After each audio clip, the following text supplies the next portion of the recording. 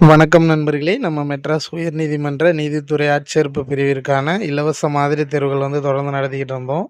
இதில் இலவச மாதிரி தேர்வு 9ற்கான வினாத்தாள் வீடியோவில் டிஸ்கிரிப்ஷனில் பிடிஎஃப் லிங்க் இருக்குது. அந்த கொஸ்டினை நீங்கள் அடித்து பாருங்கள். இதற்கான விடைகள் இன்று இரவு வழங்கப்படும்.